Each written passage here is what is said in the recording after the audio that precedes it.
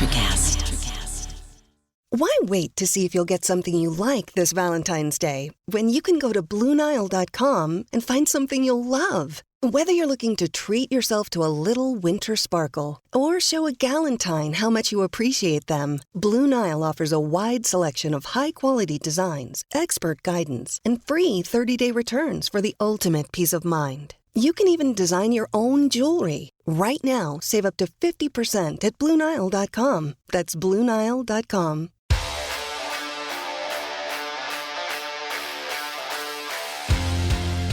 Welcome to Missing the Point. We're talking about the NFL Power Rankings again. Blah, blah, blah. You know that whole part. Bob, the league is different now. Like, I think what we were experiencing, the cognitive dissonance we were experiencing last year was like, we were like, oh, there's so much parity. Like, everybody's like, oh, it's like this team's good one week and this team's not good. And then this week we were like signing checks on like, oh, there's runaways. There's like, you know, this team, and this team, like, they're not going to get caught. And then we get this week where it's like the upset week of the year, right? And I'm watching it and I'm like, there's always one.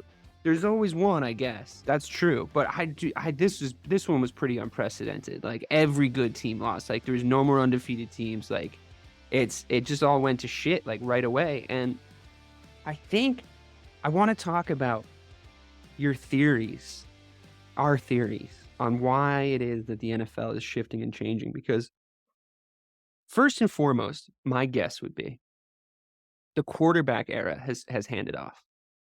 And I think everyone else is better. Like, I think DNs are better.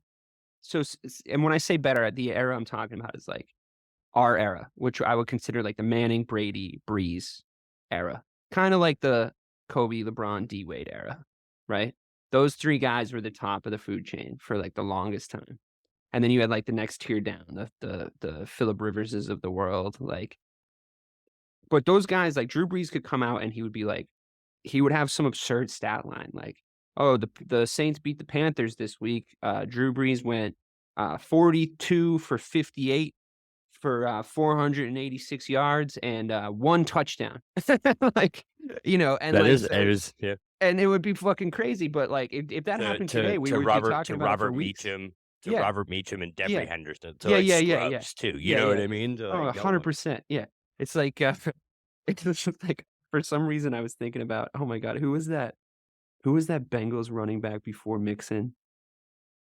Who was like very, very average. And for some reason I was just thinking about Giovanni Bernard. I was like just thinking about Giovanni Bernard today for no reason. I was just like I actually thought about him recently too. Weirdly. It's so weird. It's like our Roman Empire. But it's like, random running backs, running backs from your teenage years. But it's like Doug Martin.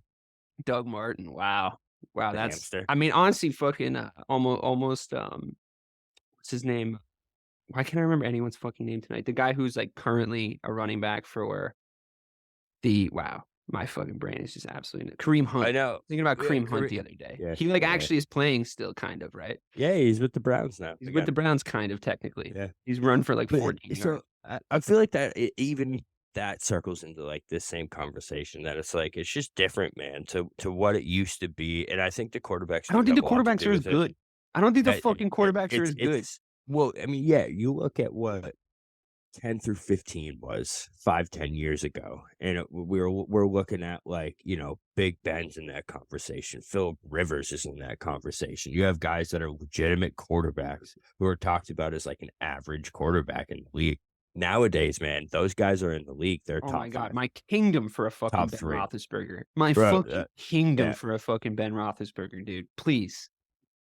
Unbelievable. That's definitely a big to do with it. And I think you're right, where it's like when you think about what the athleticism on the defense has evolved to, and it feels like the athletes aren't just all playing offense anymore. You have the best athletes playing on defense, and it's like there was like that old joke of like the cornerback would drop a pick and you'd be like, well, that's why you play defense. But it's like, now you're kind of like, dude, you got to pick that. Like, what are you doing? Like, yeah, it's much different on defense now. And it's a different game now. I think a lot of that does have to do with the no two-a-days and the no practices. So the offenses aren't as in sync, things like that. But the lack of talent quarterback wise is Well, like, noticeable okay, so you because got it used to Mahomes, be right? you'd make up for that shit. You know Yeah. what I mean? You can make up for that shit with like you said, a Drew Brees, with a Tom Brady, with a Yeah. fucking Peyton Manning, with all those. But, like, you got Mahomes now, right? Clear number 1. I don't think anyone's arguing with that. But then, like, who's the second is there a definitive second best QB in the league right now? No, Like, back no. then, it would be like, "Okay, I think Manning's better. I think Brady's better. Oh, no, like, Brady just won his 3rd chip, like, it's over, but, like, Manning's got this arm talent that Brady doesn't have." Like, that was always the discussion, right? Like, you would just go round and round in circles with people having that conversation. But, like, is anyone disputing that Patrick Mahomes is the number 1 right now? Like, who's the next best guy, in your opinion? Is it Allen? I think it's if you made me build a team around a quarterback, I'd pick Burrow, personally. It's Joe Burrow, right? I'd pick Burrow, yeah. But you pick him over Mahomes? No, no, no, Oh, 2. okay. Obviously, Mahomes is 1. But, Yeah, like, no Mahomes is one's saying Burrow's better than Mahomes, right? Yeah, no. So then who's 3? Is it Allen? Allen's probably 3, yeah. Okay, so you think about it like this. If it's Mahomes, Burrow, and Allen, I don't think those guys are as good as Brady, Manning, and Brees. Like, I just don't think that they are. Like, Mahomes, I think, could hang with those 3 guys for sure. But, like, Josh Allen, Yeah. like, you're taking Drew Brees Well, over Josh Allen every single so time. so here's a good exercise. So, how many of those guys would you take over, in his prime, Andrew Luck? I would take Mahomes over Andrew Luck in his That's prime. it. But we'd pick Luck over the rest of those guys, correct? Because I would. If Yes. I mean, not knowing how long he plays and, like, the retirement things that happen. Yes. I But, like, mean, prime talent, yeah. Even so, I mean, even prime Matt Ryan, I'm probably taking over those guys. I mean, it's I think there's a pretty Joe close. Burrow I think argument there. There's a Joe Yeah. Burrow argument because Joe's got that swag about him and Matt Ryan's got that, But, I mean, yeah.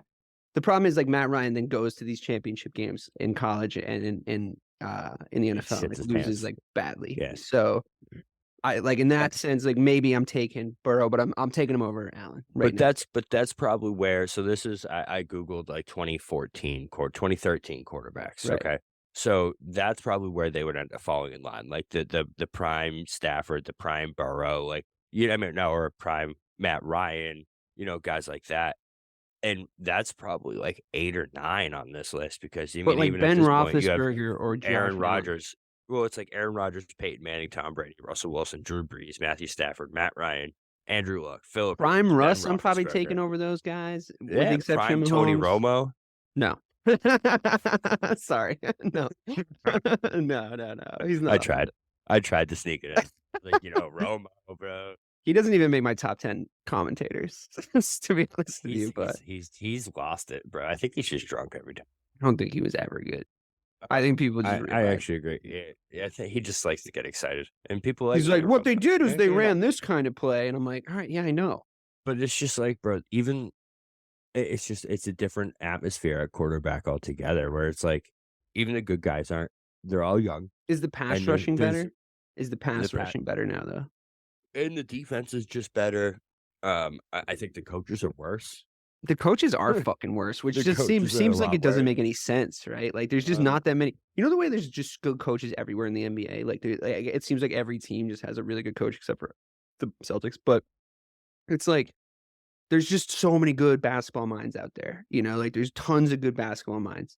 And then in football, it just seems like, I mean, you're even watching Belichick not be able to keep up with this league. Like, to be a good coach now, you basically have to invent a new way to play football. You have to be Mike McDaniel or Kyle Shanahan or Brian Daboll last year, maybe. Like, you have to basically come up with a new way or a new offense, or a new this. Yeah. It's just It's not I that think it's diminished the product, though. Like, for me, So I think that's a great point, though. That just kind of connected something in my head because I was talking with my buddy about. He sent me a spread of Tony Power's rushes, and I think what it is you're seeing a battle of like an old school way of football where it's like Power's rushes, bro, were in between the tackles and like 1 or 2 were outside the tackles, so like creative runs. Then he pulled up McCaffrey from 2 weeks ago. Obviously, this week was different. But he pulled up McCaffrey from 2 weeks ago. came at you and from it's every just- single angle. Yeah. Bro, it's Yeah. spread out the entire fucking field, and it's like Yeah. it's a difference of seeing the game differently and like thinking that this old way is still going to work, and it just doesn't, in my opinion. And I think McCaffrey's like you see even that so break much more happening, man. elite now than he was on the Panthers because of the way that they like set him up. Yeah. He's become this like complete focal point for their attack. And it's like that So is we it knew it. seems like kind of We an knew it when he went there. I Yeah, know, like I he's know, fucking I know, perfect. I know, He's I literally know, the I perfect know. player for that. Because like I feel offense, like man. a bottom 15 running back would look really good in that system. You know what I mean? And then the fact that it's Christian McCaffrey, because like even when other running backs come in and make plays, it's like, oh, they still broke off for like 8, you know.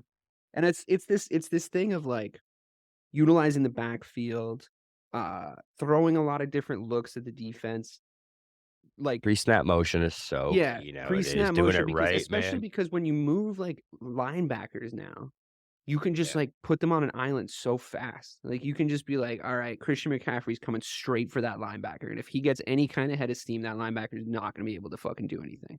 So it has to be the more athletic secondaries that are like coming to make plays on them, which means you've already busted like 4 yards more than you'd want to on a run like that, right? Because yeah, they'll come up and they'll meet you, but they have to get to the linebacker position because like the first linebacker is missing. Like you just know he is because it's fucking Christian McCaffrey, right?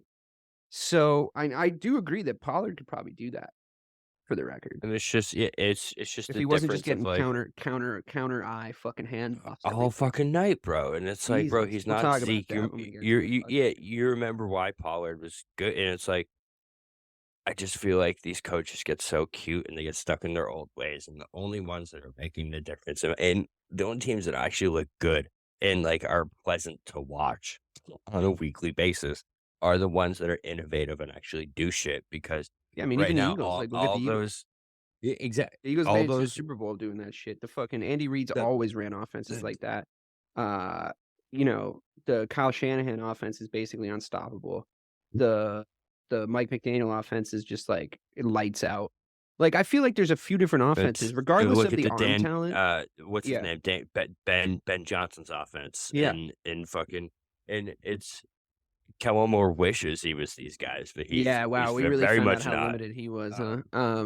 he's It, rough, bro. I yeah, told yeah. you. We should. I can't wait to talk about that actually, because I noticed a couple things that not like obviously I'm not watching the offensive coordinator of like not my team that closely, right? So like I have to sort of rely on you for knowing like what this guy's idiosyncrasies are, because like you hear me bitch too about like the coaching in Chicago all the time. But we And you do. can be like, yeah, dude, that's a fucking crazy like call. Why'd you do that? I'm like, here's why they fucking did that. Because this idiot went to college here and he was the fucking offensive line coach here. And then he thinks this is the way to fucking do this. And it's just like, you go down this rabbit hole. But I guess overall, like the point is like, yeah, the quarterbacks aren't as talented, but I think that the offenses are kind of working around that, to your point, right? Like they're starting to like utilize different skill positions so that because I think what happened too is like they started to change the rules to benefit quarterbacks because the defenses were getting so much more athletic like before. Like I think that happened like a generation ago almost.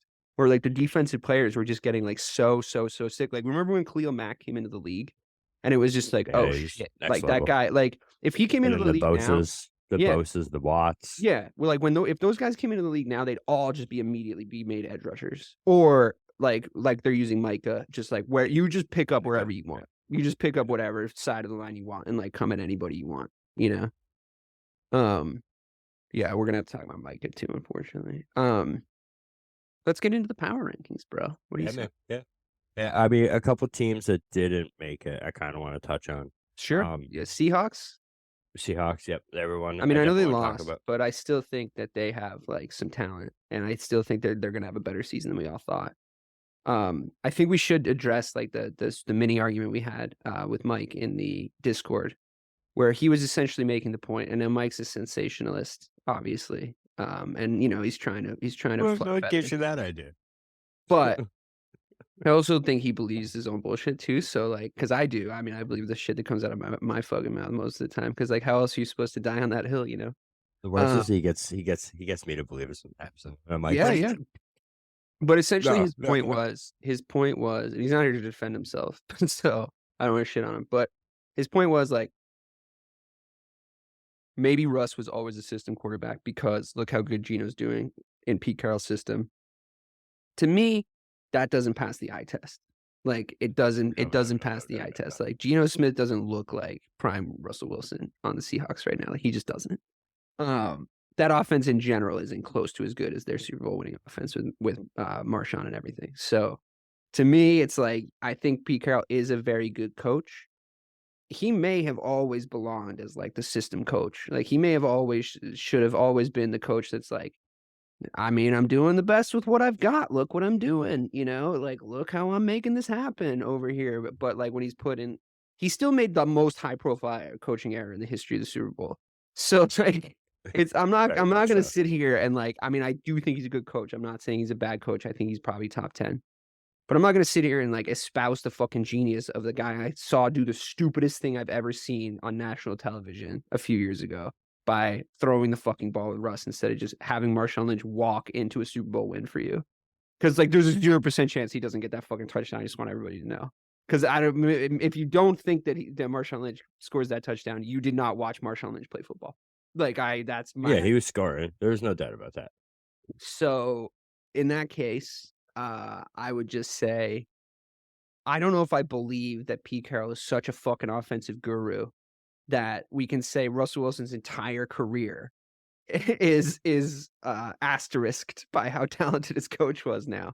And it buys into this kind of, unnuanced conversation of like, well, maybe it was Brady the whole time, not Belichick. It's like, it was fucking both of them. Like it was the fact that they were together and like the way that they worked together is why that they were good.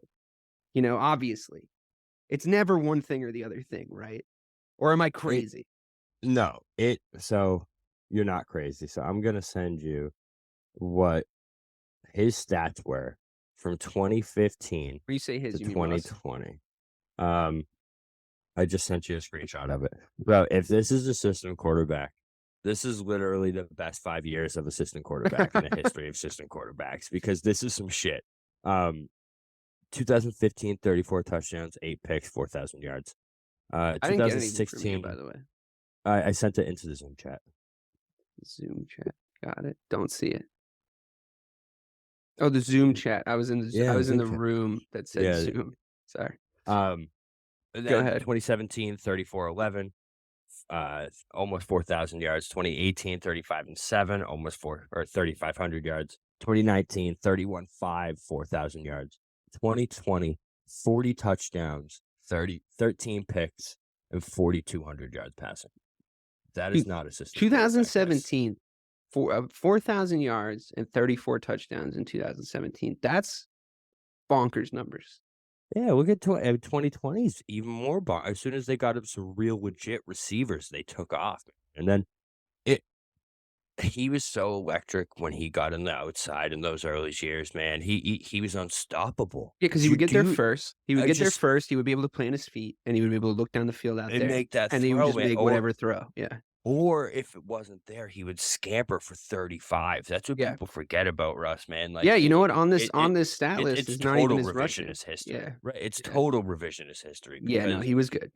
He was really fucking good, man. He was like a top 5 quarterback in fantasy every fucking season. It's a completely different system in offense than what Geno is running now. Geno is running.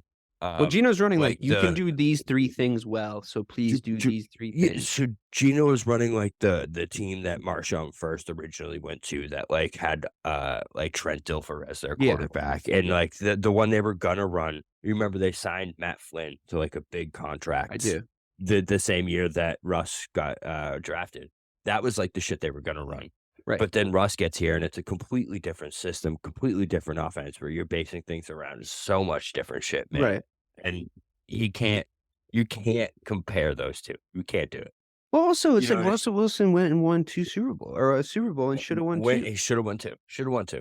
Like it wasn't his call. It wasn't his call to make that throw. You know what I mean? I'm sure he loved it, knowing it was going to be in his hands. But. Yeah. I mean, I know he threw the pick, but and also I think just for the sake of argument, like I think if anyone was here trying to make the alternate point, like he doesn't, even in the Super Bowl he wins, and even if he had have won the Super Bowl that he should have won, he wouldn't have made Super Bowl MVP in either of those situations. He doesn't make it when he wins because that defense is really what gets them there and like wins it for them, right? Like that defense, like that was a team you just didn't want to see that year in the playoffs at all because they were just like, it was like, if you have to go to Seattle, you're so fucked. Like, if you have to go to Seattle, you're so fucked. That defense is going to run all over you. Like, everybody got really annoyed with Richard Sherman in the end.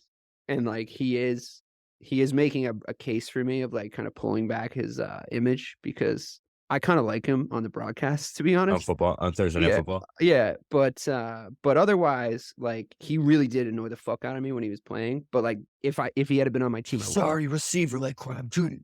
Yeah, but like, if he had been on my team, I would have fucking loved him. And like, the fact of the matter is, he had like a 3 to 4 year period where people should have been talking about him like he was Revis. Like, nobody was throwing anywhere near him. He was. Nobody was throwing anywhere near him. No, every conversation around him was always about his personality. It was always about like who he was off the field and what trash talk he was saying. But that colored the fact about how smart and articulate he was. Which is racist as fuck. And then like, totally like, was. oh wow, you don't he remember can speak. that, bro? Yeah. You don't Yeah. Because he went to Stanford and everyone was like, oh, he's so smart. Please. Can we please stop it, NFL? Yeah, stop doing it. First guy in the gym. We gotta stop. I hate it when they do shit. It's bad. It's bad. This is why I don't think Terry Bradshaw should be on fucking TV anymore. But he's so racist, man. Yeah, clearly. And like, just out of his mind. Like, Dude, remember when he sexually assaulted? They're letting him just go to the point where it's like he's just gonna say whatever he wants on TV, huh, guys? Okay. Remember when he sexually assaulted that girl on TV? No, it was fun. Not like actually, like with his. What did he say? Hey, I'll find it because now we gotta find it. I can't just drop that and not find the actual thing. You think? I mean, I never watched him live, obviously, but do you think he's like correctly rated as a QB? Like, do people consider? No one from that era is. It's different. He didn't have to do as much, I don't think. Yeah, having 25 touchdowns in the 1980s was like having 45 now. You know what I mean? First overall pick though, like he was a stud coming out of fucking college. Like, he went and won a bunch of chips. What, 4 with the Steelers? 3? Yeah, 4. It was Terry Bradshaw gets creepy with Aaron Andrews during. Aaron Andrews. I mean, I don't know if I blame him. Was it bad? Was it really bad? No. You got your cowboy boots on and your shirt. You're looking good. That was nice. I enjoyed that interview. On live TV. Don't say that. She probably was looking good. Aaron Andrews is cute, so.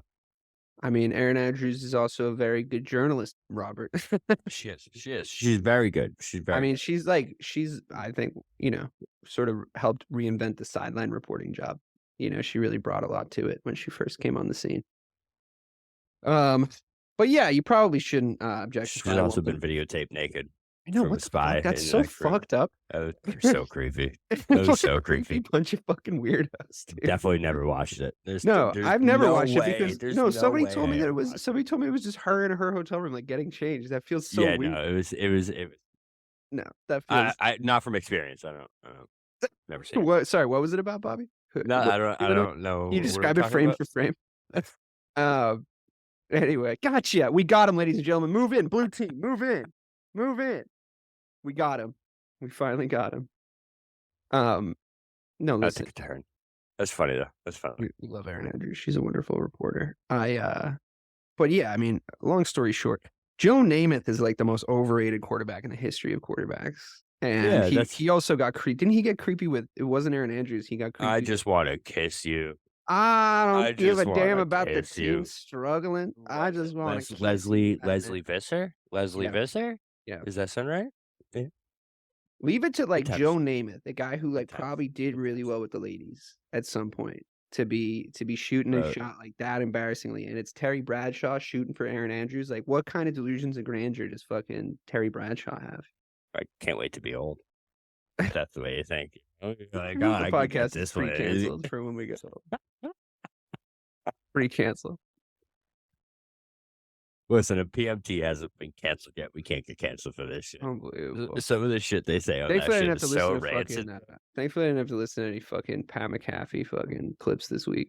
Oh, I fucking hate Jesus Christ. I'm glad Travis Kelce was like, I'm not responding anymore. This is so stupid. I also, did you see Al Michaels? Their podcast is good. Yeah, it is. Did you see Al Michaels? What did he do? They were like, "How come you didn't talk about Taylor Swift on the Thursday night broadcast?" And he was like, "I'm not doing Access Hollywood." I Love was it, like, Al. "Fuck yeah, I Al." love it. Al doesn't give a fuck. Love it. Also, Love it. how is he on the Thursday night broadcast? That just feels like insulting. It is. It With is. Kirk fucking I hate Herbstreit. the whole in-out. I just feel like I they kind of just don't notice it they anymore because fucked like it up now I just to have. piss us off. Yeah, I agree. Just to piss us off. They I fucked it agree. all up because I like agree. why take Al Michaels and Joe Buck apart? You didn't need to fucking do that. You had them together on Monday night. That was fucking perfect. Yeah, but also like And Troy no, Aikman not makes Joe Al, Buck. no. It was Al Michaels and Chris Collinsworth. What the fuck? Yeah, am I no, talking they were perfect. They were perfect. perfect. And it was, And then Joe Bill, Buck and Bill Troy talks Aikman about were it all like, the time. Joe Buck But and like Troy that, Aikman were terrible. Terrible. yeah, they're not Always good terrible. together. I'm glad they got broken up. They did, right? No. They're Joe together Buck on and Troy Monday Aikman night, aren't bro. together anymore. I don't Monday think. Night Football. They do Oh, Monday they're the Night Monday Football. night. Oh yeah, you're right. You're right. Monday Night Football actually presentation this week, immaculate. The Snoop Dogg intro, I like the Snoop Dogg. I like it That's so much good. better than Sunday Night Football. Sunday Night Football feels like they decided they're like Sunday night is for the southern states and Monday night is for the coastal states. That's like because they're starting to really hone it in. It's like if you're on one of the coasts, you're getting Monday Night Football tuned to you. We're getting Snoop Dogg involved. We're gonna get some fucking cool rock and roll songs. Sunday night, it's like country and western, fucking Yep. cowboy boots, Yep. some random blonde woman I've never heard of. Isn't it Carrie Underwood? Yeah, I mean, I've heard the name, but like if you told me that wasn't Carrie Underwood or if that was Shania Would Twain not. or some Okay. shit, I would believe you. I have no fucking idea. I'm unschooled. They might be the same person. You told me that was Taylor Swift. I would The celebrity skin masks people say they're the same. Did you ever see that movie about Paul Rudd like cloning himself? Or maybe it's a TV show. Did you ever see that? This started about the Seahawks. Oh yeah. Did you ever see that TV show though? No. It's like Paul Rudd like figures out that he can like clone himself. But he Oh, that like sounds cool, has to though. have like no memory of it and he like bumps into Tom Brady leaving the facility at one point. And he's like, How many times have you cloned yourself?" And Brady's like, 7. And he like holds up his all his rings. It's like, yeah, I believe it. That's the Illuminati. living just replacing with his yourself. body. No, yeah, that is what it's called. Yeah, Yeah, you have seen it. just Google it. Oh, you Google it. You're so quick on Yeah, Google just Google today. it. Yeah, and I'm a good Googler. I'm a good Googler. Anyway, yeah, Russell Wilson not. So a wait. quarterback. So you're saying they were flashing in front of our faces? Tom Brady has clones, and I would doubt that. That's what I'm saying. That like, if you were doing it, wouldn't you like make a joke about it? G.I. Joe always said best place to hide is in plain sight. Bro. That's what they do. Fuckers. If there's someone in the world who has fucking clones, it is 1,000% Tom Brady. I'm just throwing that out there. Yeah, I could see it. You know what I mean? Because like he wants to stay perfect. So like if he has Wouldn't he clones, still be doing it though? what does he do? He takes a fucking body part out of this one and puts it in his body. Boom. Heals. Maybe that's what Aaron Rodgers is doing. Maybe he's Rick and Morty in it and he has like a bunch of rings in his basement. I'm far more inclined to believe that he created a bullshit narrative that his injury was far more serious than it was, and he'll be back in unprecedented time for that injury. But like, I wouldn't doubt it, man. I wouldn't doubt it. He's so fucking full of shit. Wow, that's a different conspiracy than what I heard. I heard they like playing the whole thing. I like the fake that he embellished it. I like that. I buy that. He wants to be seen as like this guy who's like just mind. I saw it was like ritualistic. That whole thing. Have you seen that? Where it's like you have to give him a piece of his ankle. I don't think so. No, it wasn't like that. It was like he had to get hurt on this play. It was all part of the script, and it was all part of this bullshit. That's boring. You can't script athletics. Too many people are jumping too high and catching and throwing too far. So other teams that should have made the power rankings. Yeah. Not should have made. That could have made. I guess. Honorable mention. The Falcons and Bucks, obviously. Hey, how about my Falcons call, huh? I feel like I can take a little bit of a victory lap on the Falcons so far. Because I did in the prediction show, like nobody was saying shit about the fucking yeah, agreed. Which I I never thought that they were going to be like a conference champion, but they might win their fucking division. But I just think I knew Bijan was going to be good. He's electric. He's electric. He's so fun to watch. He's the best running back. He's my favorite. He might not be the best quite yet. I don't know who would be above him, honestly. Honestly, to be honest, in the most honest way possible, he's got Barry Sanders vibes. He does have Barry Sanders vibes. He's got full-blown Barry Sanders because vibes. he's not. Barry Sanders wasn't the fastest. No, he was just so elusive. The shiftiest, and he was so elusive, and he couldn't touch it. He did so little to do so much, and that's what Bijan does. Where he barely moves. It looks like he doesn't do anything. He barely moves, and guys just fly right by him. It's fucking crazy. And he can catch too, which is just. Yeah. But dude, I feel like the Falcons are actually. It's him and CMC. Those are the two best. They're very different, very different, but like very different. But those are the two best. Yeah, but like every week with how elusive he is, his ability to stay healthy will hopefully, knock on wood, like increase because he doesn't get hit that hard. Like when guys get him, he's like already at the sidelines, or he's like it's like a leg tackle or like that. Yeah. I mean that could be dangerous too. But sure. I mean it's a dangerous sport, but I also just think he's like nobody's gonna ever rock him. Like no one's ever gonna fucking punish him, you know. And I really feel like, I mean, the Falcons are in a position to quarterback away. Yeah. Well, I think they should start Heineke personally. Some defensive struggles there too, but yeah. I mean, even the defense is good enough that I think every defense, if you want to go win a Super Bowl now, they can ball control the shit. Arthur Smith is a good coach, man. No, he is. He can ball control any game. Anytime he could take over a game and be like, you're not getting the ball, so you're not going to score that many points against us. And, I also think like if I think they should start Heineke. I think they should start Heineke, bro. You don't like what's his name? Ritter's okay. He threw two bad picks in that game. He threw two bad picks. What I'm talking about, and Heineke doesn't do that. We saw that he brought the Commanders or the football team at the time, I think, to the playoffs. I don't want to sit here and start talking about Taylor Heineke being it. I'm just saying. All right, yeah, you're right. You're right. It's like let's not get crazy. So on the same note as Taylor Heineke, the only team in the NFC North not in the power rankings, and one of the teams to drop out is the Steelers, and they were on a bye week. Where they lost 37-3. I really enjoyed that meme. I believe in Mike Tomlin and I believe in the defense. That offense is the biggest piece of shit I've ever seen. It's the biggest piece of dog football. Shit. It's so bad. It's such a bad offense. And then the only other team, even if their running backs were producing, like even if their running backs were just making some kind of a dent on the game. Heard it.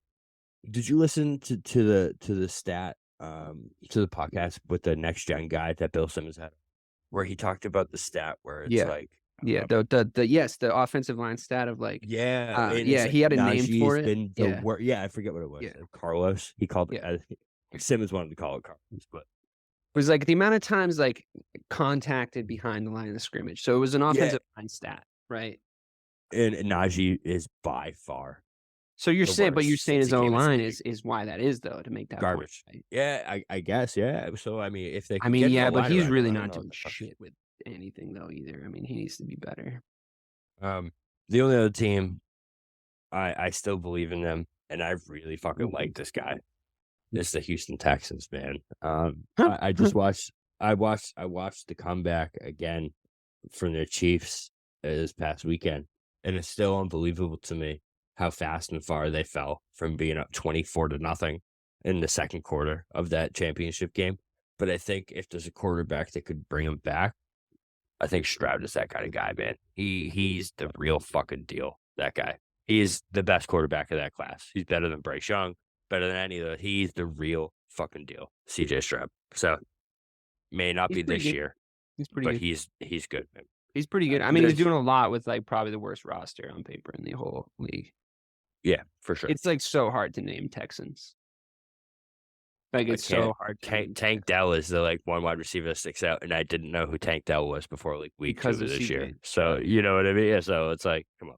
Yeah, I mean, I think he could be really good. I think it sort of just depends, like he needs weapons, and we'll see. He definitely is the best performing quarterback in that class.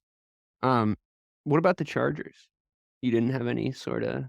You want to wait? Let's wait on the Chargers. Okay, we can talk about them in the Cowboys conversation. All right, let's get into the Bengals. So the Bengals beat what I would say is it was a good win because we just got done talking about the fucking Seahawks and how they're like pretty good. Burrow didn't look quite as snappy and like athletic as he did the week prior, where it was like, oh shit, is like, did he go get the deer antler spray? Is he like back? Is the Joe Burrow we know and love back? Um, but I think a lot of that might have been down to like how the Seahawks played him.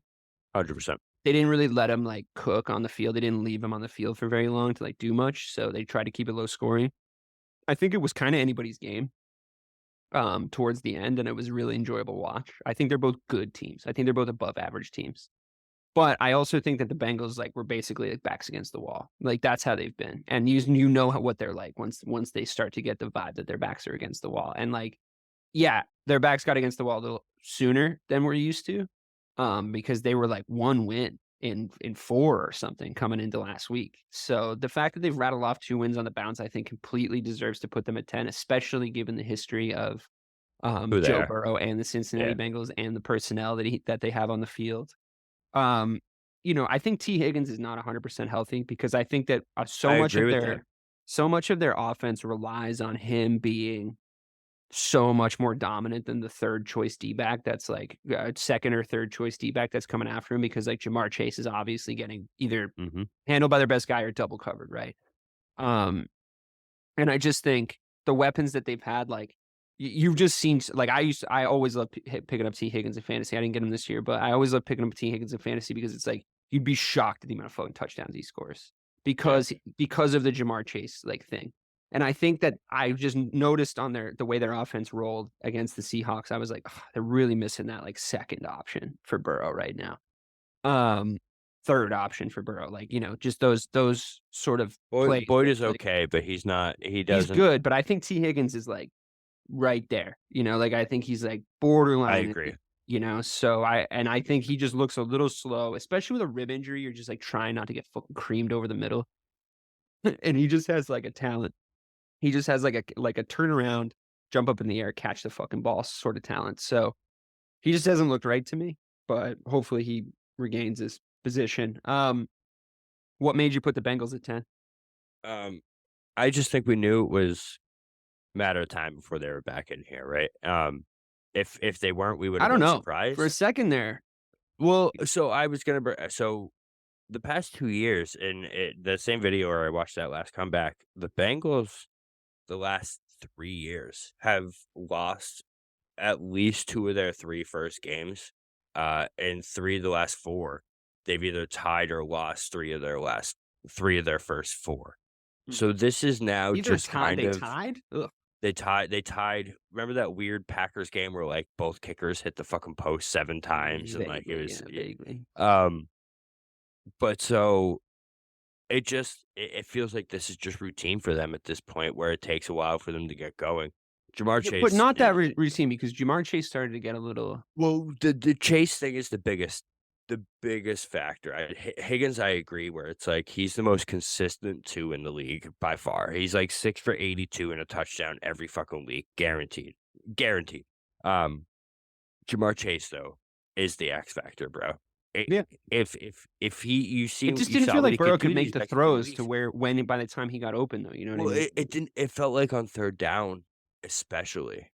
It wasn't there, and that's when you see Jamar Chase to me stick out the most is when you really fucking need it on third down. Burrow always finds fucking Jamar Chase, and it's just like clockwork, and it has been for 2 years, and that wasn't the case early. But the last 2 weeks it was. 2 weeks ago he's fucking electric. That team was electric when their backs were really against the wall. This week, I think it was game script. I think you're right. Walker scored like an early touchdown, and I think it just turned into like a grinded Thanks for him, by the way. defensive type game. Yeah, you're welcome. Whatever. I'm hemorrhaging. Like you said, I'm hemorrhaging games. I looked at it. It was even enough. I was like, fuck it. No, it is. I think it was an even trade. I needed him because like my I like running Gabe Davis. Yeah, I like Gabe Davis is really good. And I also think it was a good upside trade for you because I think that the Bills are just going to get better. I'm looking to deal Jefferson, by the way. So, we'll see what happens there. Really? He's hurt, bro. My team's not. I'm 1-5. I can't fucking wait for this dude to get back in like 4 to 6 weeks. Ooh. Yeah, I might give you Mostert for him. Yeah, we'll see. Oh, Mostert's the talk. number 4 We'll running back talk. in the I know. NFL. We'll talk. He could get hurt. Jeff Wilson's coming back. I think Wilson's better personally, but we'll see. We'll see. We'll see. We'll see. Jeff Wilson. Yeah, Jeff Wilson's coming back. Conche. He's hurt. Yeah, but he's A-Chain. coming back, isn't he? A-Chain. And again, 4 to 6 weeks, same thing. A-Chain? Is that how you say A-Chain. Is it A-Chain or A-Chain?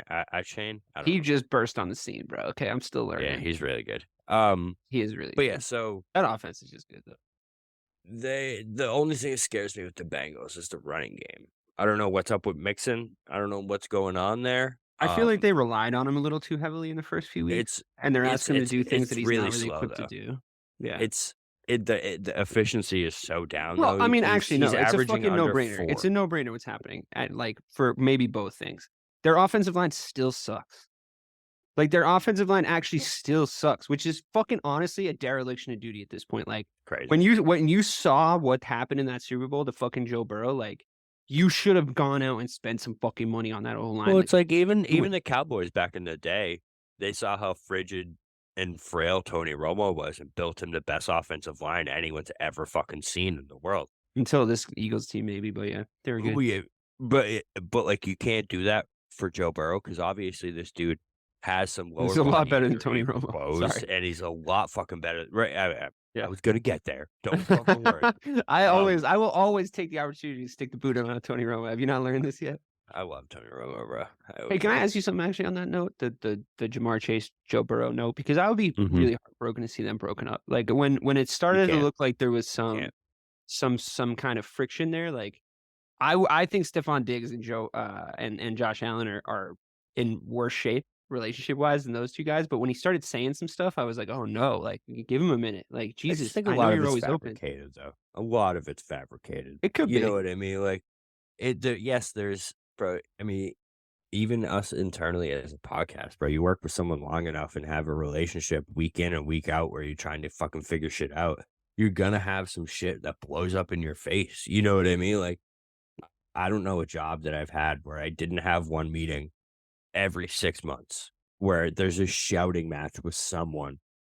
But by the end of the meeting, or like you may even come out mad at each other, but like 5 days later, you send an email and you start figuring shit out. The locker room's got to stay fucking buttoned up, though. You know what I mean? Like I the locker agree. room's sacred, and I think that annoyed me when he came out with that because, that was weird. And CD said the same shit today, by the way, about fucking Dak. He was like, I'm on the Dak same page. sucks. Yeah, I know, but we'll talk about that. But he was like, I'm on the same page as Jamar. Like, I'm always open. And I'm like, you're not. He is always open. Yeah, but he's not, dude. He's not. Like, the receivers can't see the fucking sneaky safety, like watching your best receiver. Like, the quarterback, you have to. Yeah, I know that open, Dak. he's open more than Michael Gallup is. So, I don't know. Maybe my brain is broken about the Cowboys at this point, but we'll get there. My question to you, because I've been thinking a lot about Joe Burrow and Jamar Chase, like why they're such a likable duo. And like obviously it's to do with like the fact that they played at LSU together and they came into the league at like the same time, and they're boys and all this stuff. And the more I started to think, and this is just going to be a brief aside, if you could just indulge me for a second. The more I started to think about how I'm all about indulging asides, bro. Yeah, Come on. We'll get back. The more I started to think about how much I like the Jamar Chase, Joe Burrow thing, the more I was like, I would love to see Caleb Williams and Marvin Harrison Jr. together on the Chicago Bears. And that it's not impossible. I am starting to worry deep down in my soul, really starting to worry that Fields just like isn't good. Because he looked like shit before he went down on Sunday. And my first instinct is to be like, yo, come on.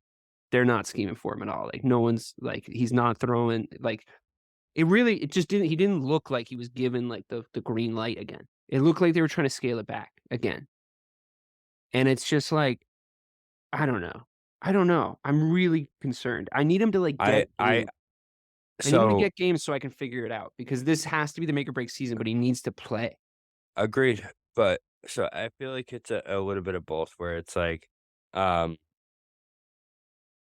Thursday worked, I think, because it was simple. Because it was a Thursday game, and you didn't have 3 extra days to try and do all this extra shit, man. So and it's like, when you keep it simple, I don't know if he can run an offense. He's electric. I don't know if he can like, run an offense. I think he can. I just think Eberflus and whoever I Matt forget who the LaFleur. OC. Yeah. It's too much, man. It's too much. Whatever they're doing for him in that offense, they're putting too much on his plate, and it needs. If he was Brock Purdy, he'd be fucking electric.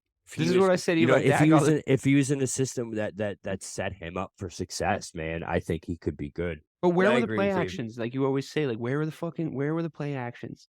Like Dante Or Foreman. stop was fucking doing them. Stop doing them on 4th and 3. I Right, hate that right. fucking 4th But and 6 like play Dante action. Foreman comes out and he gets like handoffs on our second drive. Like he doesn't see the fucking ball for the first drive. I don't know whose wife he slept with or whatever.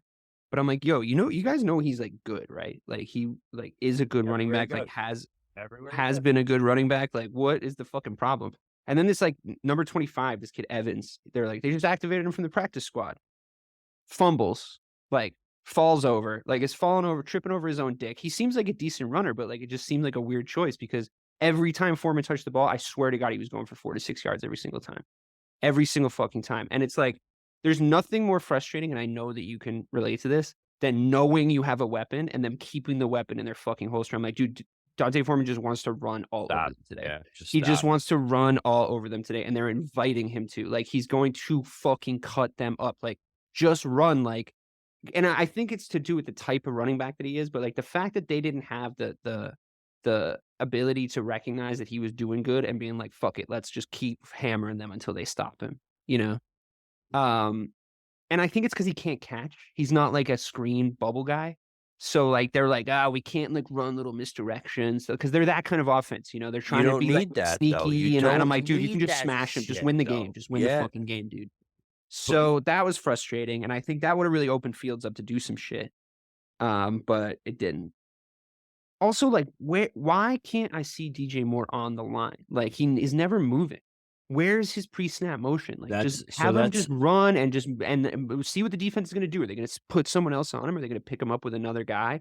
And then, like, maybe he can just, like, you know, run an option route. Like, you know, like, and if we have an RPO going, it's like, oh, he just, like, came into the bubble screen and, like, Fields, like, looks up and sees that nobody comes to pick him up, and that's why he goes with the pass option.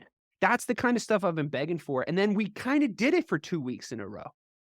And then we stopped. And you stopped. I don't know, bro. We did it within a game. We did it for like a half, but not the other half. It's baffling to me because I didn't even tell you this. The Bears cost me $2,000 on Sunday. I had a player. You know my huge parlays that I love doing. It didn't cost you $2,000. It only cost you $2,000 if you bet $2,000. I didn't bet lost $2,000. The bet. You probably bet $1, and they were one piece away. I bet $2.50. But so it was a 5-leg, bro, and I had everything except for DJ Moore and a Bears win, and it was looking okay for a little while. Once Fields went down, you had to know it was over. Yeah, it was over as soon as Fields went down. It's so Keep frustrating your fucking parlay because juju away from my team, please. For the love of Christ. I'm sorry. I know. as soon as I realized it was last leg, I was like, oh, I'm so fucked. And like instantly Fields got hurt. It was like within minutes. Oh my God. You're the reason. I was trying to blame Eberflus. Maybe Fields. No, it's Eberflus' fault. What would you do, Bob? Honestly, as of right now, what would you do? Would you stick or twist? Would you stick with Fields, or would you just double down and say we're tanking and we're gonna get Caleb Williams? That's what we're gonna do. You have to trade him. You have to. I'm sorry. I love Fields. I do. I hemorrhaged my dynasty fantasy football team because I believe so much. I traded Justin Herbert because I believe so much in Justin Fields. Okay. Like I was on the Fields train, bro. If you get the first pick in the draft, you have to trade him for Caleb. We're like gonna because we have Carolina's pick. Yeah, so you have to do that. You have to. And listen, I think the right offense could be great with Justin Fields. I think what they're doing is too boring. Again, like you just said, you don't see DJ Moore pre-snap. What would Atlanta give us? That's the team, bro. Right there. What would Atlanta give us for Fields? That's it, man. If they gave us like honestly, I would take like 2 second rounders for him right now. I think that would be amazing. I think you would get 1 second for Fields. Maybe a second and a third. Can we handshake? Or like a second and a sixth or something like stupid like that. Come on. No, I think you have to. What about second 2024, third 2025? Okay, so that might work. All right. Maybe the draft points are All right, up there. I'm calling. But yeah, no, Caleb Williams is the truth. I know he just He had a lost this bad past weekend. week. He had a He had a bad really bad weekend. week. Really bad weekend. Doesn't Fuck matter. me. He's so good. The I don't know only if he's team like that the. can fuck I don't him know up if he's the is the stud Bears, that though, people are saying that he is, but I think that because the thing is, he's very similar to Fields in the sense that like his decision making is the big question mark. So He's got I think that's more- coachable. I think that's coachable. Like you can't coach athleticism, right? Like you're either a fucking athlete or you're not. And he's definitely an athlete. He's not like maybe necessarily the runner Fields is, but almost that was to Fields' detriment, right? Because it's like running has to be your fourth option. You know, like starting a wheel has to be your fourth option. You know, you have to have a good running back and at least two good receivers before you can like think about running the whole offense through your wheels. So, but the problem is if it's coachable, you need to put the exact right guy with Caleb Williams from the jump. And I think part of what has happened to Justin Fields is he got two idiot fucking coaching teams. Yep. Coaching staffs. 100%. And I think that's really It's unfortunate. happened before. It'll happen again, man. Yeah, It's I think that's happened before, it'll really happen unfortunate for him. Really, really unfortunate for him. And I think that like you have to get rid of the fucking Eberflus, to me, I would clear the whole house out. I would fire the GM. Whole thing, man. I would do it right away because it's like we have so much capital, and I'm not This is the trusting second these guys coach, with right? Yes. This is Yes. Poles the second Nagy, coach. See you Nagy, later. and then Eberflus. See you later. That's it. What I would do, honestly, this is my ideal situation, and then we can stop talking about the Bears because nobody wants to hear it. I can't help it.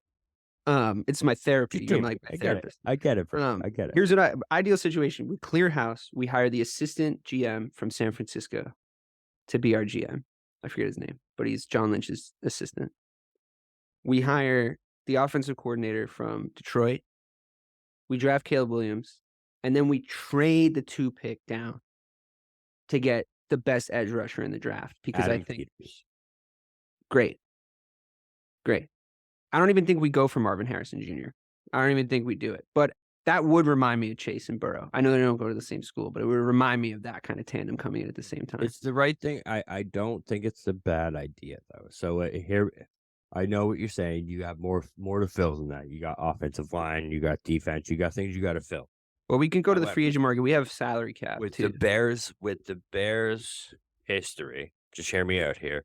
Just do the smart thing. Just do the easy thing on the wall. Don't get cute. Do it, yeah, bro. Right. Yeah, don't just do it. And like if you have the opportunity to bring a quarterback in like this, right, and set him up with someone that he feels so comfortable throwing the ball to, he knows the shit. Exactly. I know. Like, and then his weapons right away. Football teams love being right cute. away They when love he comes in. cute. Yeah, right away when he comes in, he's got a decent to good got his guy. backfield. He's got his guy. A decent to good backfield. He's got a wide receiver 1. He's got a wide receiver 2 in DJ Moore. He's got a tight end in Cole Kmet that's decent. You do it. If you you have one it. too, you do it. I think it changes the entire franchise it does, man. In one move. 100%. Because you get exactly what you cannot have an elite quarterback or judge a quarterback until you give him an elite weapon. That is just the fact. You can't do it. And at that point, you give him an elite weapon that he's comfortable with, bro. You'll know so fast if Caleb Williams is real or not, because if he can't do it with that, then it's like if you don't see, and then sign some signs, offensive line guys. Sign some offensive line guys. Yeah, well, that probably helps. Yeah, but if you don't see signs of electricness, because that's the same thing with the Bengals. It's like, yes, there's offensive line woes, and yes, there's times this team looks like but shit. They make man. crazy plays. Yeah. But there's just some times where you're just like, whoa. Yeah. And and there's like not enough tape on Harrison Jr. where like at an NFL level where he's just doing shit. Like he's just getting away with shit on certain cornerbacks on certain days. And then DJ Moore's he's the best option. DJ Moore's the second option. Prospects I've ever seen. He's so our offensive. Well, I think he's more of a fucking lock than Williams even is, just because 100% of the quarterback position. You know, I agree. You can't. There's no such thing as a lock at quarterback coming out of college. Andrew Luck was like the closest thing I think we've ever had. But he was really fucking good. Peyton Manning was a lock, but that was a different. Yeah, that's different though. Exactly, that was a different era. All right, Jags. The Jacksonville Jaguars are number 9 on the power ranking list. There's still something weird about them. Yeah, there is. What is that? They're still good. They're still good. I think NFC Lawrence South. is. I think Lawrence it's just is the really NFC good. South. Lawrence is really good. He's got good weapons. ETN is really good. I would really like Zay Jones to come back because he's been out for like 4 weeks, and I think he's really good. There's still some weird flaws about that team, but they might be a couple years away. They might be a year away from I being don't like I a don't know top if 5 it's the team. coaching. I think you're right. I think they're just young. But I've said this before. I said this after the Chiefs game. Remember, they have a Kansas City Chiefs problem. Jacksonville Jaguars are like 14-2 or like 15-2 against the rest of the NFL in the last 2 years, and they're 0-3 against the Chiefs. So it's That's like interesting. when they play teams, I think it's since like they beat the Cowboys last year. That was like kind of like their coming out party where you're like, oh shit, this team might not be that bad. No, I mean, I Um, think I was I don't think they came out of nowhere. Like, I think that I was well, they always were like average, but that was like the step up where they were like, okay, this is a I think team it that seemed can pretty beat clear real even in his teams. rookie year that Lawrence was like pretty good. Even with Meyer, yeah, there's moments. There's moments. Yeah, it was Exactly. like There's you were moments. like, he needs a real coach, and like, let's just see. Like, that's the conversation I think we actually had about him his rookie year. It was like, he's still got like elite arm talent. Like, let's see. And now that they actually put like a competent offense around him, he does make plays. His pocket presence is like dream pocket presence for a QB. It's really good. Like, He's it's quick too. He's dream. fast. Like, you'd be like, oh my God, he actually can tell Got when some someone's giddy coming up. off the fucking blind side. Like, what a trooper. I think they're good. They're just a little weird, and I like don't really want the Jaguars to be good. They're just such a pathetic fucking franchise that it's just like I just don't. I'm like, really? Like, really? The fucking Jacksonville Jaguars? Like, who gives a fuck about them? People in Jacksonville don't even give a fuck about them. Honestly, They might move him to they London. should move them. They would Yeah. become I would care more if they were in London. in London. Is that what you said? Yeah. Yeah, London. They're thinking Dude, about they're moving to basically London, already bro. the London team, right? Like, they're basically they- already the fucking yeah. London team. So like They could never play anybody on the West Coast. I agree that they're the most irrelevant team in the NFL. Like, franchise. Maybe them and the Texans. Texans, They're yeah. like tied. Yeah, them and the Texans. The Texans were like at their peak better though. That's And the true. Jags. It's true. Even the Jags in their AFC Championship run had The Blake Texans Bortles were as like at their least 1 quarterback, point fun so- to watch, right? Yeah. Yeah, but but- didn't you know who was winning that AFC Championship game? Like, between them and the Patriots, like, you just knew. Yeah, of course you did. Yeah. The refs knew too. We all know that. I had like a dance that night. Like, it was in middle school, right, or like early high school that game. Oh, so you're talking about the first one. The first one, yeah. Well, which one were you talking about? The one where Miles Jack got called down Oh on yeah, that whole thing. yeah, that was some bullshit. But Yeah. I'm talking about the first one where they just got smoked. It was like 23-3 or something. Byron Leftwich Yeah. days, right? Yeah. And like, I think I was saying that even in middle school. I was like, Byron Leftwich is their QB. They're not winning that game. that was the vibe. I was at a pool hall with like my first girlfriend ever. I remember that fucking game. It's so weird you brought that up. Yeah, we had it on like the TV at the dance, and I was like, we don't even need to watch this. Like, the Patriots. Y dance? Was there a YMCA dance? It was Knights of Columbus. Nights of KOC. You guys have those? I remember the KOCs, bro. Yeah, of course. Yeah. Oh, those are the days. Those were but yeah, the days. Jags are weird. They're weird for sure, but they belong here because they're better than, you know what I mean? Like, I do think right now there's a definitive top 10, and I think the Jags are in that because you watch football every week, man. And They are. You put them there. I'm looking at it. Well, I mean, they're better than the Seahawks. They're better than the Chargers. They're better than all these teams that are potential top 10 teams. And when you watch football week in and week out, they're definitely one of the better watches. They One are. of the more. There. They're one of the I better find teams. myself paying a little more attention to them than I thought it would, for sure. Another team that we're paying more attention to. The Browns, I don't find them to be a good watch, to be They're not. honest. They're not a good watch. I think that they're incredibly well coached defensively. And I think that game was a defensive masterclass from them. Like, I really, it really like was, man. how It really to was. shut down. Like, it was like that coach was either the defensive coordinator or the head coach was sitting there like, I know what to do against this Oh, it's team. Jim Schwartz. That makes sense. Yeah. Jim Schwartz is a really good DC. Yeah, exactly. So, I mean, he just managed them. Like, he didn't try to stop them necessarily. He just like, he just came up so good in key moments. Like, he just called their bluff in key moments and like just really outthought them. Which is so hard to do against the Kyle Shanahan led defense or offense. But I also still think it was like, we just talked about this last week. I think it was like, this happens. You know, I said Yeah, it does. I was It like, does. the 85 Bears lost against the worst A Dolphins. pitiful Dolphins team. Yeah. And I said that to you last week, and I was like, they're going to lose some stupid game where they shouldn't have lost. And it's like, everyone's going And to we were overreact. like, not the Browns. But Yeah, no, everyone's going to Browns. overreact. And it was also without their starting QB, I might add. So it's like, Which it's is just so all the weird. That whole ingredients. thing. Yeah, That I whole don't know thing is what the so fuck's going on weird there. with Deshaun Watson, and he's been medically cleared for 2 weeks and has ruled himself. I don't know what the fuck's going on there. I think It's we're gonna weird. hear a lot more of that either in the off season or whenever that marriage breaks up. But Yeah.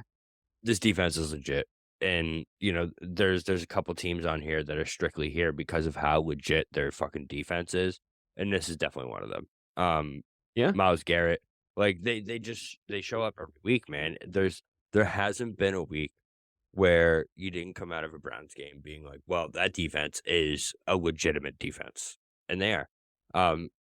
I think and the fact that they've lost, so I think Stefanski is also one of the most underrated quarterbacks, coaches in the NFL, because so far this year they've lost a star running back. They have a quarterback who doesn't seem committed to the team, and yet they are 3-3. What are they? 4-2, 3? I forget what they are now. 4-2, I think. And they're legitimately still one of the best teams in the NFL, and I don't think there's any doubt about that, in my opinion. So I think all that credit goes to Stefanski, because to keep the team together in that environment, I know I've seen some Cowboys teams that have had this happen to them, and they're like 4-11 by December. So it's like, to keep a team together and all this is tough, man. So I give them a lot of credit for that one. A lot of credit. It's funny you say that, because I was really curious as to why, as a little segue, why you don't give the Chargers any credit, because you were talking like first of all, the Cowboys beat the Chargers 20-17. I just want everyone to understand that when you start to hear Bobby's tone about the Cowboys in a second. So the Cowboys won a bounce back game after they got demolished by the fucking 49ers last week in primetime. That stung. I get it. I get that you're down on them. But the Chargers, I feel like I'm shouting into the void when we're all on the group chat, and I'm trying to tell you guys how good Justin Herbert is. And I've been saying it for years. It wasn't that good. It wasn't that good on Monday, though. But I think that's a credit to your defense. Like the things that I saw from the Cowboys. First of all, like Curse, right? Like just seemed to be there at every fucking good Curse. tackle. I At every love single Curse. good tackle, Curse. He's Curse one of my was there. favorites. He had Curse. set 5 tackles, 2 assisted tackles. Let's just call it 7 tackles, right? He was at the scene of 7 key moments. Every tackle he made seemed huge. It just seemed like, oh my God, he made the tackle. He does that, man. Right. Yeah, he's that guy. Very similarly, Clarke. At least when you Love guys Clarke. did get caught up, he made a play. And these are the kind of names that like I wanted to hear from when Fitzpatrick fucking Diggs. when Diggs went down. Like these are the kind of names I wanted to hear, just to have that secondary unit exist. And I think that Chargers offense, I know that they're diabolically coached. Like I understand that their coach is like absolutely their biggest problem. Austin Eckler's a stud. Pretty close behind. Yeah. Austin Eckler's a stud. Herbert's a stud.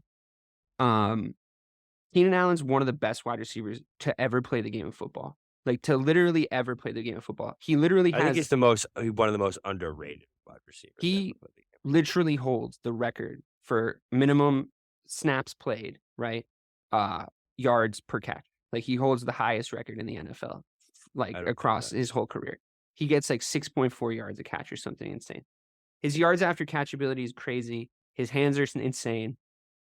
He's incredibly underrated. Incredibly underrated. Palmer's good. And then they lost what's his name, Williams, who's also good, but he's out, I think, for maybe the season or like most of it. Parham's not bad. Parham's decent. Eckler's one of the best like behind scrimmage guys. They don't use him enough though. He's hurt right now, so they limited his snaps, which I think was lucky for you guys, to be honest. Because I agree with that. Finding a groove, going downhill on you from time to time. But teams tend to do that. I just think that you thought that the Cowboys should have come in and like if they didn't beat them 45-10, that it was a bad win. Dak did exactly what I've been asking him to do. He managed the fucking game. He didn't throw any interceptions. He did. He threw like what 25 passes Yeah, he had a good game for for like a sure. decent amount of yards, and like they were stopping your running game. They were making Dak beat them. They were like, Pollard's not doing shit today. That's what they decided. They achieved that. The play calling, I will concede, is diabolical. Abysmal. It's abysmal. Like, it's one of the most frustrating things that can be happening to your team is bad play calling because you can see it. When the play calling is that bad, you can see it. Like, you can see what they should be doing, or at least some semblance of what they should be doing, and they're just not doing it. And when they ran the ball on fucking, what was it, 3rd and 6, I was like, oh my fucking God. Like, oh my fucking God. This is like, I wanted to throw my remote at the TV. Well, and it's like the tush push call. Yeah, well, do they run that play? Because you have to practice that at No, least, right? they do Like, not run that. they look like they just did it for the play, first bro. time ever. I just don't I've never seen the Cowboys run a tush push like they did, and it just I will scream until the cows come home. Yeah, I just use that. I'm a dad. I'm allowed to. Play actions on 4th and 6 and 3rd and 5, bro, are the most fucking pointless things in the entire fucking world. And yet, most NFL teams, especially the fucking Cowboys, love to do them in big situations. I think it's the stupidest thing in the entire world. I don't understand why they waste, hold the safeties. But no one is thinking you're running the ball on 4th and 6. And we did it like twice in that game. It's abysmal. It's abysmal. Keep going. Keep going. I just think there's still some positives. And I There think definitely is. I think that you're in a position now where you're at least building towards, you're no longer building towards a giant letdown once they get found out at the worst possible time. You're building a season where you figured out a lot of the problems early, and now it's down to them to address them. And it does seem like they addressed a couple of them. And it seems like they bounce back in a way that like requires some mental strength. And it's not a way you can bounce back if they had gotten handed that fucking 45-point loss week 15. You know? Like, the fact that it happened early is positive. And like, I know you say, oh, it happens every year. These fucking guys. And I get it. But are you glad that it happened when it did? I am, and I'm glad it happened against who it did, because Because that's there's nothing to no be other ashamed of. there's no other team that, you can lose like that against and have a game like that against and it be okay, unless it's by far the best team in the league, which they might be. I wonder if San Francisco was exhausted coming into the Cleveland game because they were like, this is They the best took so team we're much gonna out. play. That's very This is possible. the best Yeah, team we're very gonna play. So we need to come out at 1,000%, and they just didn't get met with the same kind of energy. But like, then they were like, all right, well, we can just walk over the Browns. I just get scared with how different. So there's a different feel to the defense than there was in that first 3 weeks, and you feel it too, man. Where Well, it's it's just like Diggs, I think. but I feel like it was the atmosphere of Diggs, knowing that he was always going to be going to try and make that play.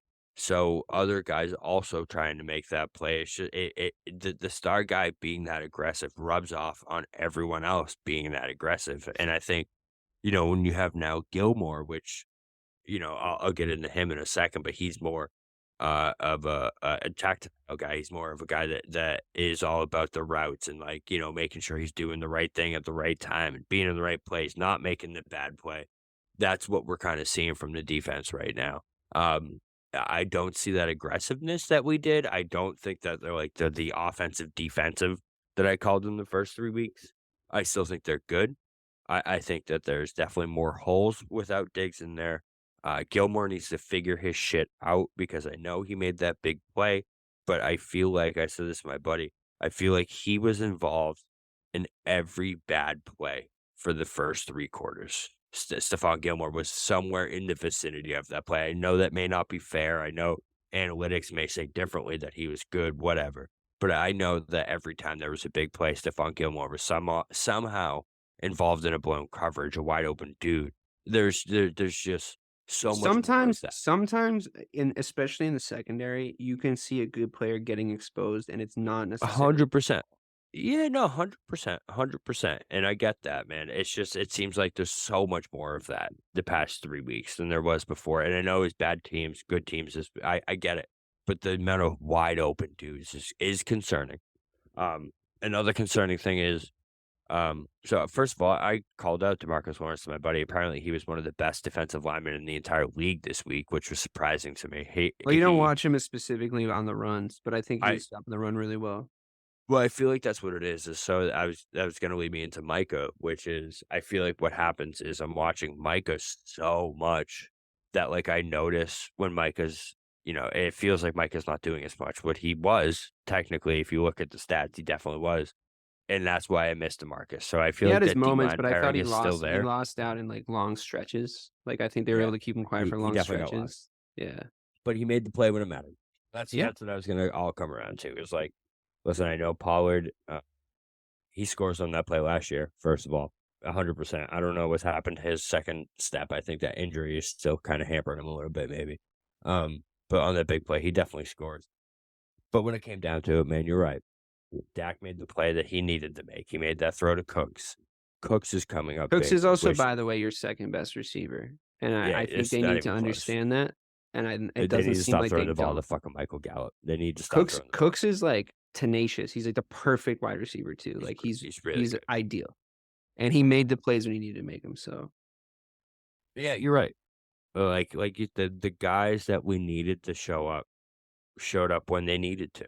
Like Parsons had the sack, That was Gilmore very had poetic. the pick, Dak had the throw, he was awesome.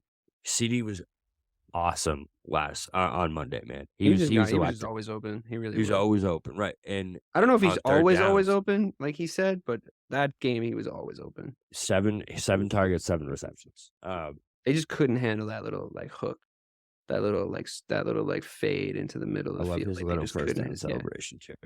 He's so good. It gets me hard. I'm glad to hear it, bro. Something Yeah. still us. Yeah, I know. Oh God, rewind. Then good thing my girlfriend doesn't listen to my podcast, huh? It was But more of an age joke than a joke. Oh, okay. All right, fair. Well, now it's definitely good. This is gonna be the one she listens to too. Watch. But yeah, on that note, fucking Bills kind of. I agree that they got it done, but we'll see in the future, man. I'm nervous. I'm definitely nervous. No, we'll see. I don't think they answered any questions, but I don't think that they like That's why answered they any stayed. questions in the negative either. That's where they stayed. Is Josh Allen good? Like he's just putting in a lot of stinkers this year. That interception was bad, right? It's not the worst interception of the weekend. We'll get to that later. But it was really bad. It was Is a really bad interception. is the worst intersection of the weekend? Can I guess what you're gonna say? Yeah, Is it Hurts against the Jets? the worst interception I've seen in like 3 years. Yeah, it was really bad. It was really bad. It was a really We'll bad get there. interception. Yeah. Anyways, Josh Allen. Yeah, I don't know what's his deal. Like, is he good? Is it the rushing game? We keep giving them these excuses every week where we're like, oh, I don't know, the I rushing. mean, game. any other team, they lose that game, right? If it's not yeah. literally one of the worst Like, two you can't teams. struggle with the Giants, bro. Bro, the They Giants. didn't even the have. They Giants didn't was even have like garbage. they literally were. It was the Giants at QB2. You know, like give me a Tyrod fucking Taylor. break, dude. It was Tyrod fucking Taylor, bro. Like give me Who a cost themselves points at the half. Like there's so many different things. It was such a terrible game. It was the worst game maybe of the season so far, as like quality of play. There's been some And there's bad been some games. bad ones. There's been some Yeah. bad ones. That one was really, really bad. It was just like terrible quality of play. Can I be perfectly honest? I did not watch 1 second of that game. And I have a reason for it. And I took it from my guy, Bill Simmons. I refuse to watch another snap unless they're playing the Cowboys or the New York Giants on offense. Yeah, That team is so bad on I feel the offense, same way man. about They're the Patriots. actually. unwatchable. Yeah, and they're the other one too. Yeah, unwatchable. That Patriots Raiders game was the same thing. I was like, this is just a terrible, Unwatchable football, man. It really is. such low quality football. Not even moments. Like you're not even finding moments. Let's just go right past the fucking Bills because it doesn't say anything. It was a bad game. Yeah, exactly. They won against a bad team in a bad way. That's why they're 6 and not part of. Yeah, but they could come out and have like a great win next week. They're such 100%. They're such a Yeah. weird team. The Chiefs, still something a little weird about them, but having, yeah, I understand why you put them at 5.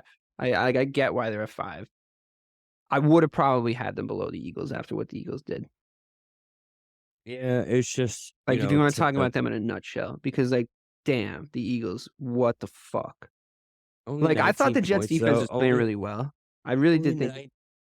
What's going on with this offense, though, bro? Who? Only the Chiefs. Before we get to the Chiefs, before we get to them, bro, this Broncos defense is giving up 40 to 50 points against everyone they fucking played. Everyone. And the Chiefs couldn't even get to 20. I know. They're 5-1. I know. I get it. It's just different. Maybe Hardman makes a difference, but something's got to give with those receivers, man, because are they the worst?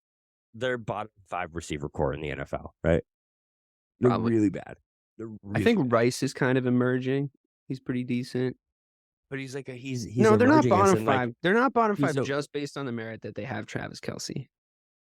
Like, they can't possibly be bottom 5. Like, the Giants receiving core is worse. Yeah, okay. If we're not counting tight end, they're bottom 5. But he's a receiver. Like, let's be honest. He is a receiver. That's fair. All right, there's still number 5 on the list, though, because they're better than the Eagles, bro. Okay, so we'll talk about the Eagles. Yeah. The Eagles have huge flaws. Like, the new coordinators, like you said early, their red zone offense is terrible. It's actually terrible. They had the number 1, or I think actually maybe number 2 after the Lions, because Williams would just score every single touchdown in the red zone for the Lions last year. But I think they're the number 2 regular season red zone offense last year, and they just can't do that anymore. Like, they just don't seem to be able to do it. Yeah, they still have the tush push, whatever. They still have elite weapons. I still think Hurts can do what he does, but damn, like, and I honestly did think the Jets had a really good day. I think the Jets Jets were excellent. I think that they had, like, the defense looked super fast. Like, they looked like they meant every single tackle. And I actually do think that would be that's a pretty good team if Aaron Rodgers is in it. Because obviously Wilson's terrible. Yeah, the offense was so bad the entire Yeah, but their day, defense is I legit. agree. Their defense is still legit. They just took a minute to get going. They just took a minute to get going. So yeah, when they played the Cowboys, my takeaway was how legit that defense was. The run game is so tough against. They're so fast. They're so fast. And they're huge up front. And they mean their hits. Like, they really mean their hits. They're, like, well coached on defense. Like, they really genuinely are. I think they have a good coach. I think if Aaron Rodgers does make it back and he's, like, playing at Aaron Rodgers level, I think, yeah. And if they can just I think that they look like a team that believes that if they make the playoffs, they might have a shot at him coming back. That's what they look like to me. So if you look at that division and you look at, like, the Bills kind of stuttering, and you look at the Patriots being probably the worst team in the NFL, like bottom 3. And you look, I mean, they're not going to beat the Dolphins probably, but I think they could make a wild card spot if they just keep doing what they're doing. And I think that's a huge upside to beating the fucking Super Bowl or to the Super Bowl runners up, you know? Yeah. 100%. And a team with Super Bowl aspirations. Yeah, I completely agree about the defense, but we can't forgive the Eagles for literally giving this game to the Jets. They did. Because yes, they did. The Eagles had the lead. Was it 14-13? I think it was. And no, they blew it. Hurts threw, the worst interception I've seen in 2 or 3 years. No, the worst one was the pick 6 to finish the game. That's what I mean. Yeah. They didn't have the lead for that. They were trying to drive down the field and win. They were behind. So there was one before that then. So there's. I think he only threw 1 pick. No, he hit 3 interceptions. Bro. Did he really? He had 3 picks. Yeah, he had 3 interceptions. The one I'm talking about was we texted about it, where it was like, so they had the lead. Oh yeah.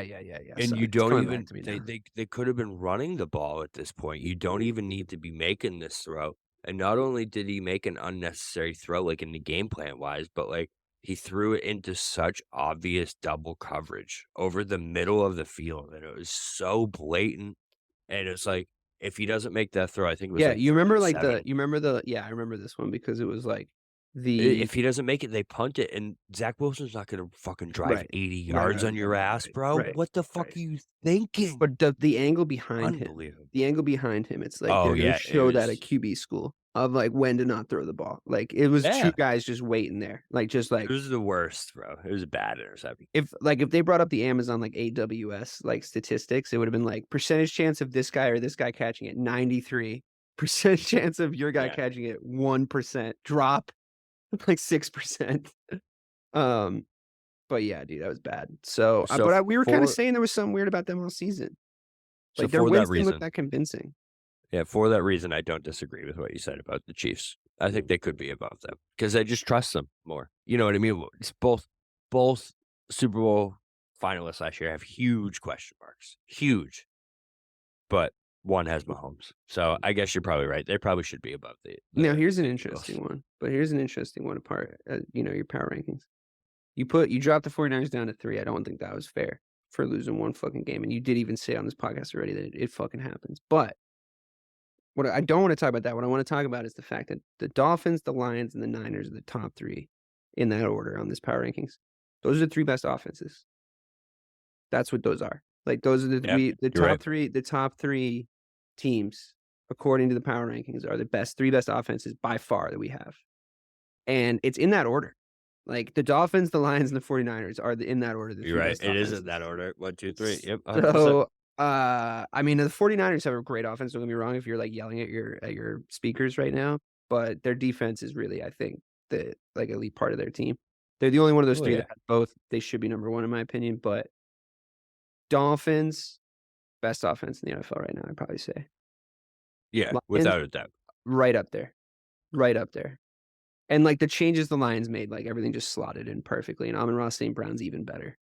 And I told everybody he was going to be even better this year, and he just is. So let's see. We have Bobby's gone. He's disappeared from me. I guess I'll just keep talking. We have the Dolphins, the Lions, the 49ers, and the Eagles as the top 4. It's weird because last week we were saying that the NFC Championship game was going to be the Super Bowl, but now I'm looking at this Dolphins team at number 1 on the power rankings. This guy's out of his mind. Bobby, you're out of your mind. We've had some technical difficulties. He's gone, but I don't know. I guess in summation, it was a really, really weird week.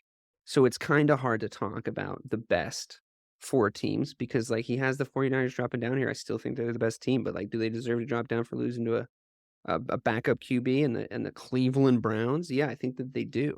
Was that a defensive masterclass also? Yeah, I think it was. So I can see them bouncing right back up, to be honest.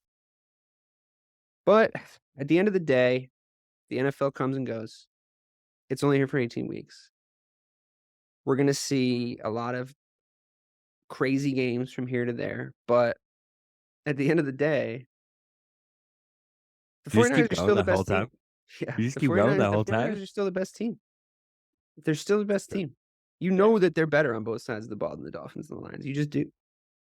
But so the reason I had them at 1 and 2, though, is because I don't know if we're going to get another chance to ever in the history of the power rankings have the Dolphins and Lions 1 and 2 in the power rankings. So I felt like I had the opportunity to do it, and I was like, all right, this could for the culture. Yeah, but at the same time, man, it's dude. So right now, right, 49ers, Lions in Detroit, you're picking the 49ers 100%, right? No question. Oh man, I guess because it's Jared Goff. You know what I mean? Everybody healthy? Is everybody healthy? That's what I mean. The health, man, is just concerning because it just you're seems too like high you're too high on the Lions defense. First of all, you have been for the whole season. You're too high on their defense. They're decent. They're better.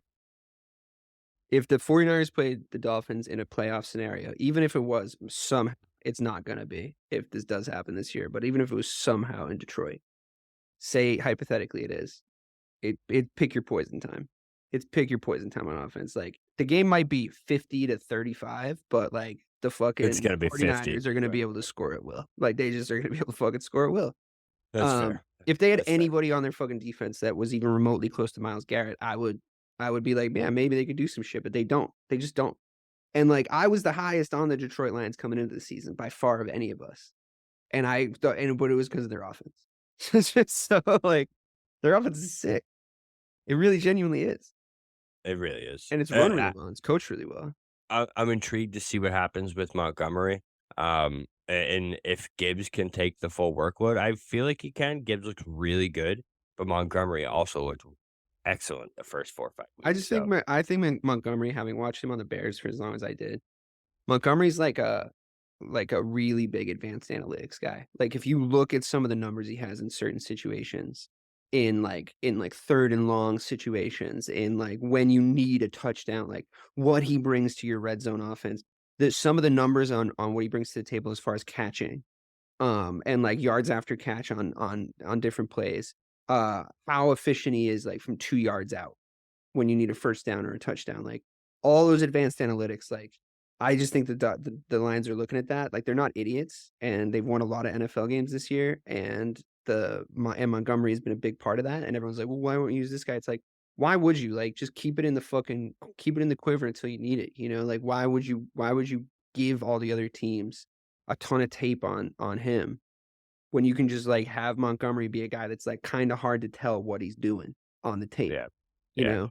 So like watch week 12, week 13, when like they start to sort of be able to slow them down, then they pull it out. Like obviously that's just what you do. If you don't need him yet, why show everybody what he can do? It just seems like a no-brainer to me, but everyone's mad because they like draft him in fantasy. I don't know. So do you think the Dolphins in a Super Bowl environment can actually beat this 49ers team? No.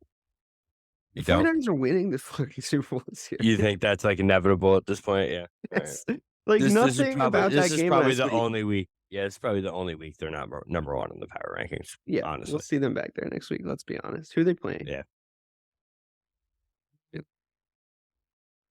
Yep. The fucking Vikings. Yeah, the Vikings were begging the Bears to beat them. The Bears were just a gang who can't shoot straight. Ooh, game of the year maybe so far next week too. Sunday night, Dolphins Eagles. Dolphins Eagles. We're gonna learn a lot in that fucking game. Here we are again. Yeah. You know we what, should on that change the note? show. We're gonna change the show for the power rankings too. We're gonna learn a lot. We're gonna learn a lot. And they never did.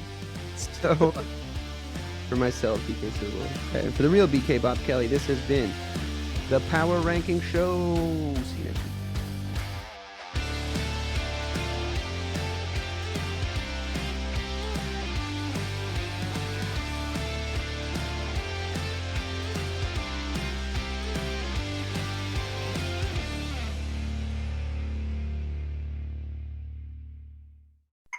Hey, what's happening out there, everybody? This is Lawrence Ross, and I'd like to tell you a little bit about my podcast, The Lawrence Ross Show. Egomaniac. It's a 2-hour weekly exploration into my mind. I also do sketches, celebrity impersonations. You're out of order! And I also do song parodies. Not too shabby for a blind guy. Not only are you visually impaired, but you are geographically impaired. New episodes are released every Friday. Check it out on your favorite podcasting platform or listen to it here on Society 13 on Electrocast. Welcome, explorers of the human experience. This is Let's Talk Soul, and I'm your host, Claudia Monticelli. We're not afraid of the great mysteries of existence here. Soul versus consciousness, we're on it. Spirituality versus science, we've got that covered too. Join us in navigating these profound topics with wisdom, curiosity, and a dash of audacity. Whether you're a spiritual veteran or just starting your journey, Let's Talk Soul is your passport to the unknown. Let's Talk Soul, diving into the depths of the human spirit. Subscribe now wherever you get your podcasts. Electrocast.